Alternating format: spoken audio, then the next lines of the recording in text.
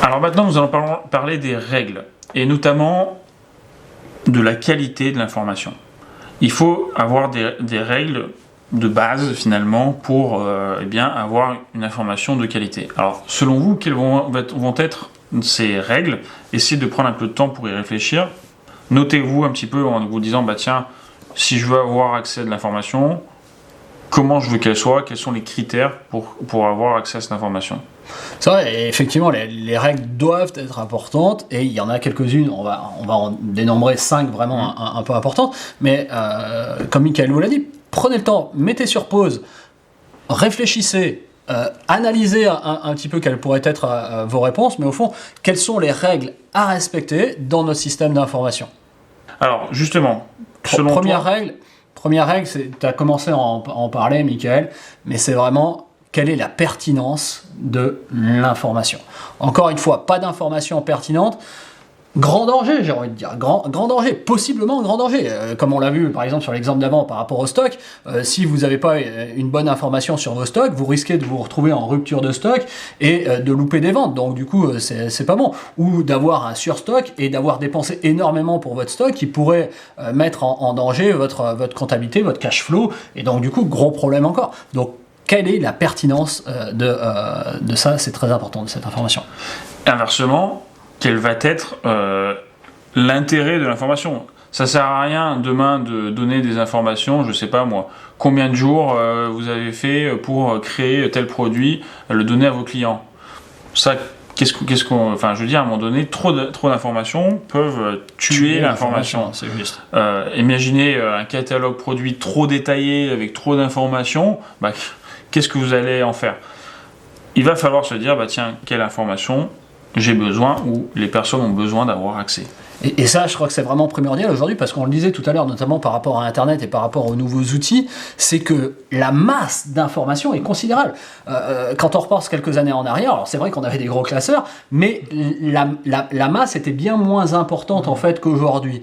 Donc du coup, c'est hyper important de trier, j'ai envie de dire, et aussi de savoir ne pas perdre de temps pour chercher la bonne information. Deuxième chose, c'est est-ce que cette information est fiable? Exactement. La fiabilité de l'information, imaginez, alors justement, on reparle un petit peu de commercial, mais on va l'avoir dans tout le domaine, c'est-à-dire qu'à un moment donné, on parlait des stocks, est-ce que mon information est fiable? Est-ce que mon prix est fiable? C'est-à-dire qu'à un moment donné, est-ce que c'est le reflet de la réalité? On peut avoir ces informations-là au niveau RH aussi, c'est-à-dire, cette personne-là, ça fait tant de temps qu'elle est en entreprise.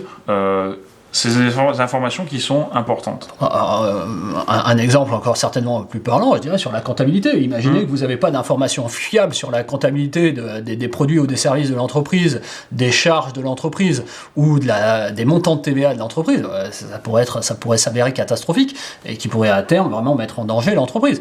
Donc la fiabilité de cette information est absolument primordiale, d'où encore une fois l'importance de ce système d'information. Oui, on va dire aussi que l'information doit être exhaustive. Alors là, qu'est-ce que ça veut dire? Ça veut dire que l'information doit vraiment refléter la réalité. C'est-à-dire que, je sais pas, demain vous faites une description produit, il faut que finalement l'information reflète, décrive réellement le produit. Vous faites, je sais pas, un compte-rendu de réunion, il faut que ce soit exhaustif. Oui, parce que ça va nous permettre de prendre des décisions, en fait. Donc, il faut que cette information soit exhaustive pour justement que ça nous facilite en fait les choses par la suite.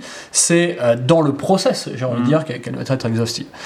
Oui, tout à fait. Demain, quand vous allez faire une fiche de poste, un profil de poste, il faut qu'il soit le plus exhaustif possible, le plus clair possible en fait, compte. Tout à fait.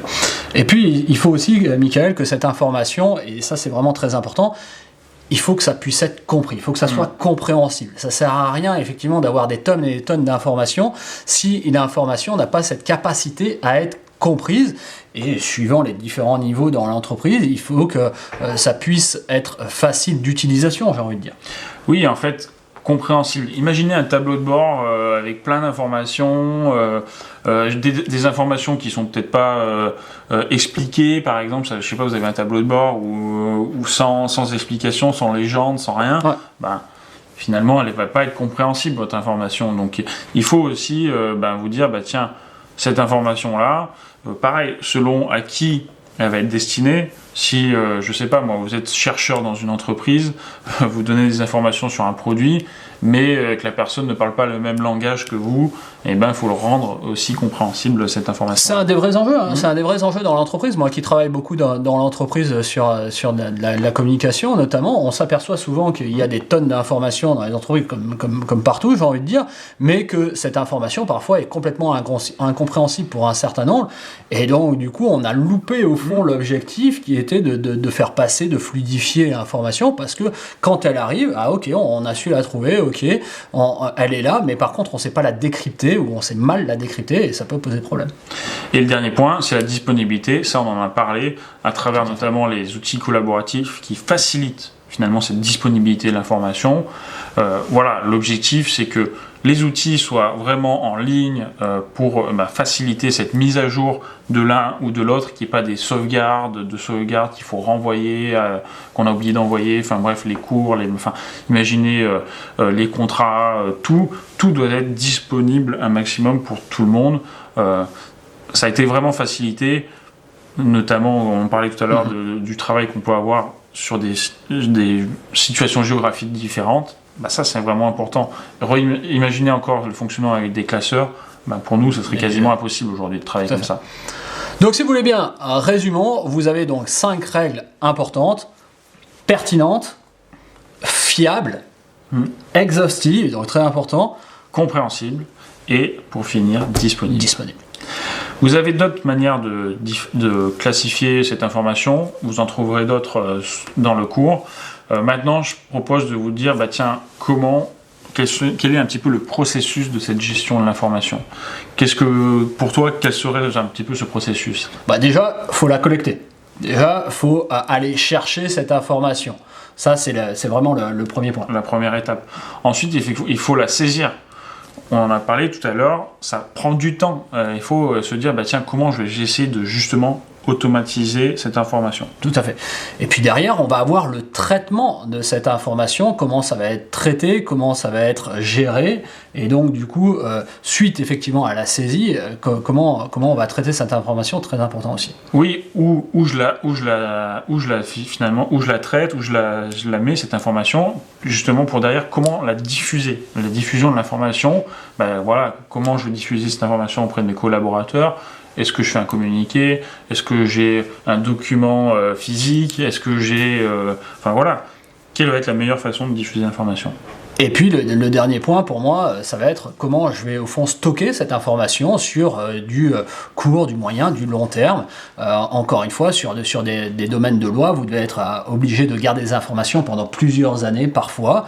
Et donc du coup, la question du stockage va être très importante. Et on voit bien que les entreprises, si on prend des entreprises qui peuvent être un peu dans des secrets professionnels, je sais pas, tout à l'heure tu parlais de chercheurs, et donc par exemple, ça peut être dans le domaine médical, puisqu'on en parle beaucoup aujourd'hui, il y a beaucoup de secrets d'entreprise. Donc, comment on va effectivement archiver cette information pour qu'elle soit sécure et pour qu'on puisse la retrouver au moment opportun.